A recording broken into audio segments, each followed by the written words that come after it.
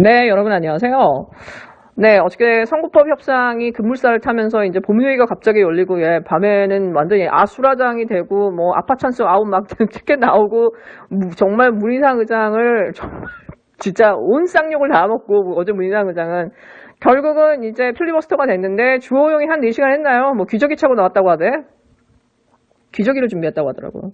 그러고 나서 이제 김정민 의원이 이제 등장했는데 김정민 의원이 거의 밤을 새고 계시네. 지금도 말하고 계시네. 네, 정말 그 20대 국회에서 가장 빛나는 의원 하면 저는 김종민 의원이라고 생각해요.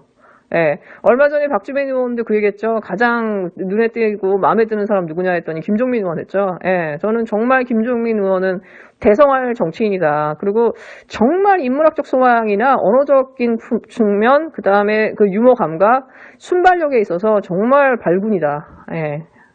라는 생각이 들어요.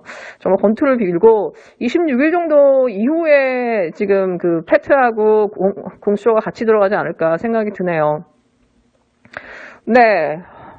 어저께 그 조 전 장관에 대해서 그 서울 동부지검에서 지금 영장을 쳤잖아요. 저는 만약에 이 영장이 나온다고 하면은 저는 이 사법 쿠데타의 완성이라고 봐요. 저는 이 상황에서 이제 국민들과 청와대나 그 민주당은 거의 비상사태로 들어가야 된다고 봐요. 왜냐하면 이거는 계엄 상태라고 봐요. 저 정도를 가지고 영장을 친다고 그러면은 그걸 영장을 만약에 판사가 쳐서 이걸 간다고 하면 이거는 그냥 쿠데타라고 해도 이거는 총칼을 안 들었을 뿐이지 그냥 쿠데타거든요. 법원과 검찰이 국민을 위해서 선출받지 않은 저 권력이 단지 고시를 붙었다라는 저 하나 그거만으로 자기들이 법을 갖고 있다라는 그 칼자를 쥐고 있다는 그거 하나만으로 지금 한 정권을 무너뜨리려고 하는 거거든요. 여기서부터는 비상계엄이고 비상사태입니다, 여러분. 네, 지금 동부지검에서 지금 서울지검이 가져가려고 하는 것들을 자기들이 붙들고 있었어요. 근데 들리는 일설에 의하면 동부지검에서는 무혐의 처리를 하려고 했는데 지금 대검에서 세게 밀었다고 하네요. 어느 게 사실인지는 모르겠어요. 근데 얘네들이 피의사실 공표를 계속 해온 거 보면은 이 동부지검도 보통 애들은 아닌 거야. 이 이정석 부장판사도. 네. 그리고 또 한 가지 어저께 욕 더럽게 처먹었던 게 뭐예요? 왜 대통령이 나갈 때마다 해외 순방만 하거나 귀빈이만 오면은 얘네가 저짓을 하는 거야. 그러니까 이미 언론들이 나서갖고 미리 실드를 쳐줘.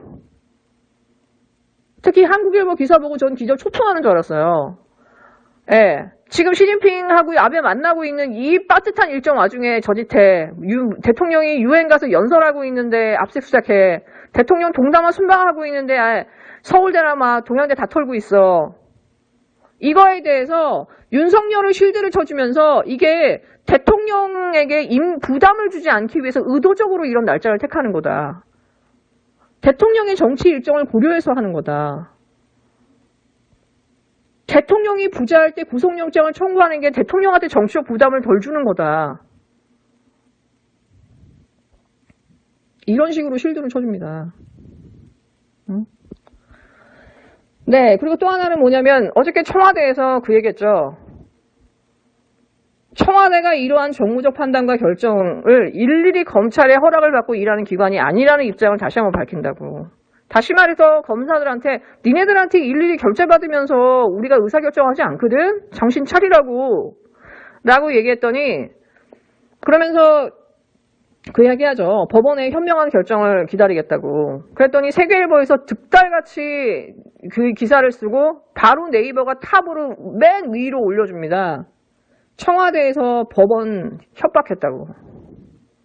여러분, 이 언론은 이미 언론이 아니에요. 한국일보나 세계일보나 얘네는 이미 언론이 아니에요. 얘네는 그냥 플레이어예요, 플레이어. 장관이 구속이 되면 부부가 동시에 구속되는 건데, 이거는 1982년 이철희 장영자 그 부부 온 나라를 부동산 투기 광풍으로 몰아넣었던 그 사람들 이후에 처음이라고 하네요. 정대화 그 상지대 그 총장이 그 말을 했어요. 검찰이 지금 6가지를 입증해야 된다. 첫 번째, 감찰 중단은 상부의 부당한 지시에 따른 것이다. 두 번째, 감찰 중단은 외부의 불합리한 요청에 의한 것이다. 세 번째, 감찰 중단은 청와대와 민정수석실 내부의 합리적 판단과 현저하게 괴리가 된 것이다.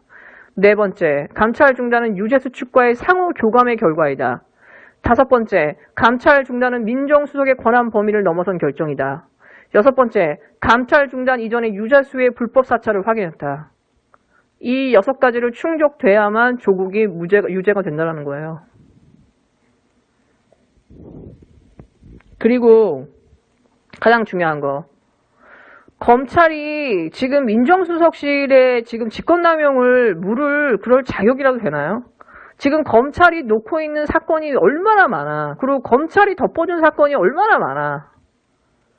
검찰이 자기들의 비위를 알고도 무마하고 덮어준 게 얼마나 많아. 공소권 남용, 기소권 남용 얼마나 많아요. 근데 본인들이 누구의 그 직권남용을 물어. 그것도 민정수석이 자기의 권한 범위 내에서 그 결정을 가지고. 네, 저는 이 윤 총장이나 이 언론들이 조국한테 하는 걸 보면은 마치 사회적 죽음을 강요하고 있다는 생각이 들어요. 너가 죽을 때까지 그러면은 이렇게 당해볼래? 마녀사냥을 당해볼래? 아니면 너 스스로 선택할래? 이 2가지의 길 외에는 다른 길이 없는 것 같아. 마치 노무현 대통령에게도 다른 길은 없었거든요.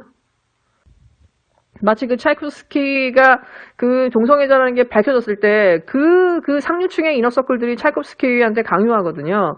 죽을 때까지 창피당할래? 아니면 스스로 목숨을 끊을래? 네, 그리고 또 한 가지 뉴스가 들려왔는데 손석희가 지금 JTBC에서 나간다고 해요. 1월 6일자 이제 개편되면서 나가고 1월 2일에 이제 그 신년 특집 대토론 언론교육과 정치교육을 주제로 한 그 토론회를 마지막으로 해서 손석희가 나간다고 하네요. 그러니까 사장은 그대로 있는데 앵커 자리는 나가는 거지.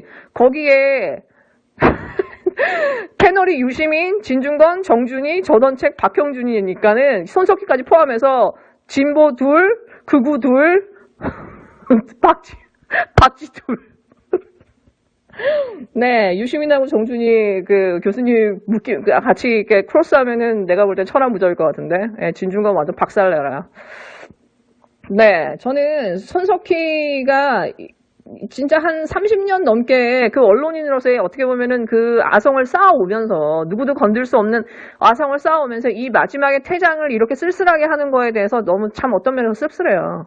왜냐하면 애정을 갖고 있었던 사람이기 때문에. 저렇게 무너뜨려도 되나. 근데 JTBC 입장에서는 손석희를 데리고 총선을 간다라는 거는 위험 부담이 따른다라고 판단했을 것 같아요. 그래서 더 늦기 전에 손석희를 자르자. 왜냐하면 총선 체제로 개편을 해야 되니까. 저는 손석희가 너무 욕심이 많은 사람이었기 때문에 여기까지 온 게 아닌가 생각이 들어요. 아니면 본인이 원래 그런 사람인데 숨겨져 있는 사람이었던 거야. 손석희는 그걸 기억해야 돼. 메멘토 모리라고 하죠, 여러분. 유명한 말. 타인의 죽음을 기억하라. 타인의 죽음을 기억하라는 건요. 그건 무슨 말이냐면 너도 죽는다는 걸 기억하라는 의미거든. 네가 타인을 죽여?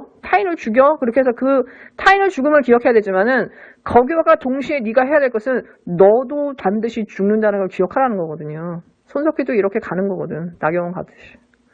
윤석열도 마찬가지예요. 윤석열 끝은 저는 참혹할 거라고 봐요. 왜? 그들과 거래했기 때문에. 지금 그들이 윤석열을 받쳐주고 있는 건데 그들이 윤석열을 놓는 순간 윤석열은 진짜 그 어느 누구보다도 참혹하게 당할 거다. 그 사람들의 속성을 윤석열이 모르지 않을 건데. 마틴 루터킹 목사가 그 말씀했죠. 한 사람에 대한 궁극적 평가는 편안하고 안락한 순간에 그들이 어디 있었는가 하는 것이 아니라 도전, 그 시련과 논란의 순간에 그가 어디에 있었냐 하는 것입니다. 네, 저는 손석희나 진중권 같은 그 입진모들이나 이런 사람들한테 묻고 싶어요. 정말 그 시련과 도전과 논란의 순간에 당신은 어디 있었냐고. 네, 지금 이 진중권이 거짓말이 이게 확 드러나는 게 뭐냐면 이 진중권이 최성애를 위해서 자기가 교수직을 버렸다라고 얘기하거든요. 그러면서 최성애의 거짓말을 했다고 해서 이 표창장이 짜가가 되는 건 아니다라고 얘기했는데 진짜가 되는 건 아니라고 얘기했는데 이번에 최성애 총장 결제 없는 표창장 공문이 나와버렸네. 2012년에 포상 위한 직인 사용 공문 결제한 부총장 해서 부총장이 그 총장 대신 전결한 그 공문이 나와버렸어요. 근데 부총장이 지금까지 언론 인터뷰를 하나도 안 했거든. 근데 어쩔 수 없이 저리가 나오니까 이거 내가 정결한 거 맞다고. 왜? 그 당시에 총장이 학교를 거의 알았다라는 거야. 그리고 외부의 그 포상, 외부인에 대한 포상에 대해서는 총장이 직접 증인한 게 아니라 교수나 그 담당자들이, 직원들이 알아서 총장 직인을 사용했다라고 하는 공문이 나와버린 거예요. 지금 진중권은 어떻게 설명할 건데? 진중권은 그 장경욱 교수가 주장한 거에 대해 단 하나도 팩트체크라도 해봤어? 최성애가 부도덕하기 때문에 차창장이 진짜가 되는 건 아니다. 라고 얘기했잖아요. 그 말 뜻은 뭐냐면 본인이 최성애를 실드치기 위해서 자기가 거짓말을 하고 있다라는 역설적인 표현도 되는 거거든요. 지금. 자기가 최성애를 지키기 위해서. 네, 제가 볼 때 진중권은 나중에 이걸 법적으로 반드시 책임져야 되고 이 사람 방송에서도 책임 물어야 되고 퇴출돼야 되는 게 맞습니다. 만약에 이 모든 진실들이 다 밝혀진 다음에. 네, 지금 이 얘네들이 하명 수사가 이게 시원찮으니까 지금 갑자기 송병기 메모를 막 들이대면서 지금 문재인 대통령이 울산 선거 개입했다면서 이게 지금 막 VIP 뭐 메모가 나오고 뭐 이게 지금 조선일보랑 지금 검찰이 짝짝꿍해서 지금 난리를 치고 있거든요. 그러니까는 지금 청와대에서 진짜 웬만한 야 VIP라는 단어가 실제 있었는지 좀 보여주지. 도대체 조선일보는 도대체 그 메모를 어떻게 확보한 거야? 그 다음에 그 조선일보의 그 송병기의 메모를 봤다라고 김기현이 주장하는데 도대체 김기현은 그걸 어떻게 봤어? 검찰이 보여줬다고 하는데? 네, 그 다음에 어저께 그 송병기 그 부시장 같은 경우 저기 기자회견 했어요.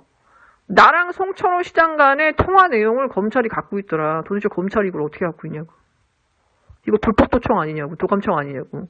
그러니까 지금 검찰이 그 합법적으로 얻은 거 맞거든? 근데 어떻게 합법적으로 얻었는지에 대해서는 이 검찰이 지금 설명을 안 해요. 내가 볼 때 검찰이 지금 딱 걸린 것 같은데요? 야, 검찰이 이제 끝이 보인다. 여러분, 해피 크리스마스. 바이!